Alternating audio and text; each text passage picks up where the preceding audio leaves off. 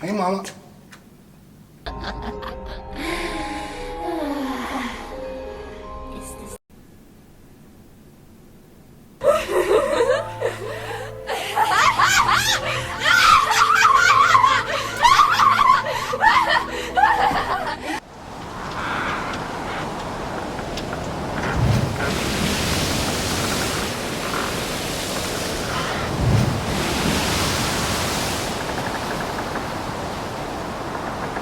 Hey guys, welcome back to Admiral Reviews. So I want to talk about the new chapter of One Piece today, chapter 865. And I just like to say first, phenomenal chapter. It was really great. A lot of information was indulged in this chapter. And there's just a lot of stuff to talk about, so let's just get into it. So this chapter kind of ends, this chapter starts off a little before the ending of last chapter. So it's kind of like a recap almost in a way. And Caesar, he has Brule.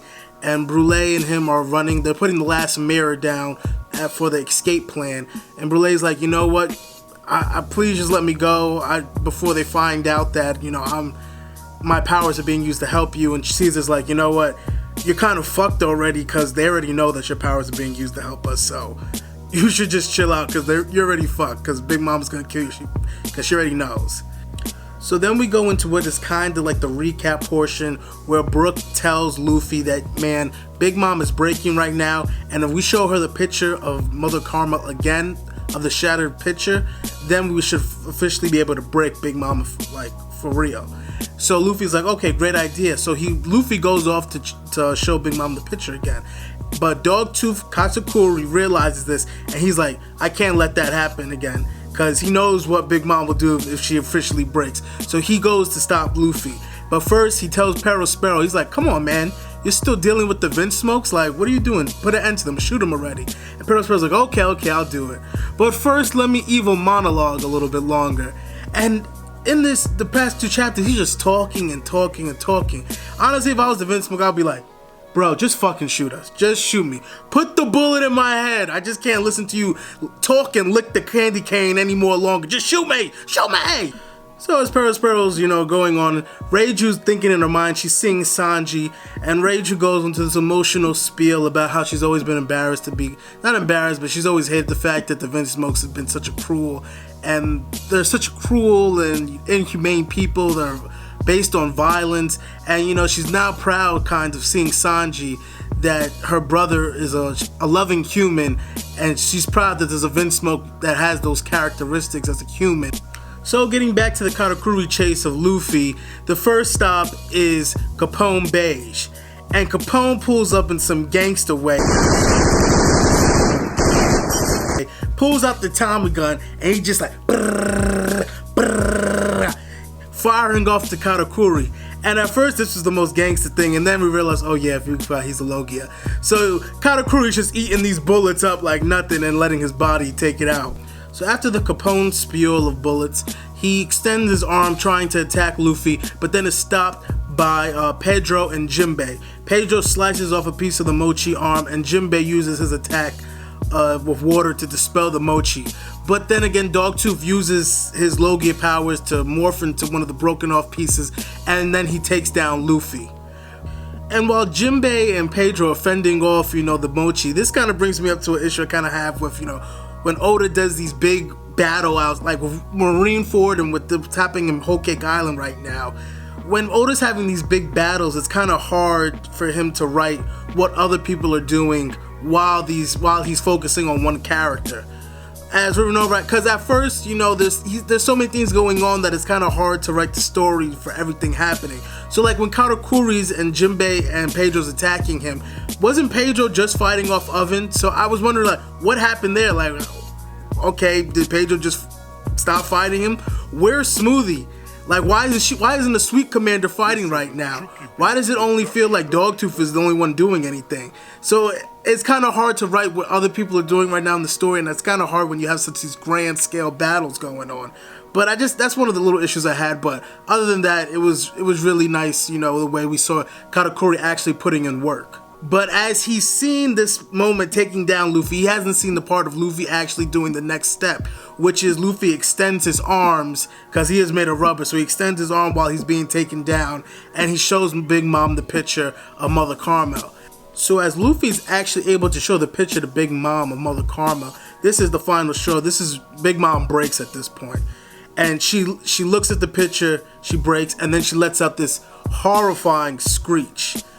She lets out this, it's a loud ass screech, you can see it in the panels, and then it's also this, I guess this scream is filled with Conqueror's Haki, or she's letting out Conqueror's Haki too, because people start dropping like flies, which also has me wondering about the power scales of just the random people. Like, okay, the random guests start getting knocked out, but like Big News Morgan, he doesn't get knocked out, and the lady who's in charge of like Pleasure Island, she's kind of still fine, but other people in Big Mom's army are still getting put to sleep. And I'm like, well, if you're part of Big Mom, how are you not able to? It was just confusing about why some people were getting knocked out and other people's weren't. So Big Mom lets off this big screech of Conqueror's Haki, and she falls to the ground just like Capone said she would. And she falls to the ground and her knee starts to bleed. And Capone's like just like I predicted it, she's getting weakened. So he tells his boys, hey, come on, let's start the plan. So they start bringing up the rocket launchers. And then after they bring up the rocket launchers, we switch back over to the Vinsmoke table, where Sanji comes in. I guess Daifuku got knocked out in the Conqueror's Haki too. This is what I was saying, the background stories in these big fights are kind of confusing, but Sanji's able to come over to the Vinsmoke tables. Sanji comes in epically like, what's good, bitches? Yo, the way Sanji's looking at them like, yeah, y'all thought I wasn't shit, but look at me now. Yo, that panel right there made my day reading this chapter. But again, they look at Sanji like, wow, why are you being so nice to us?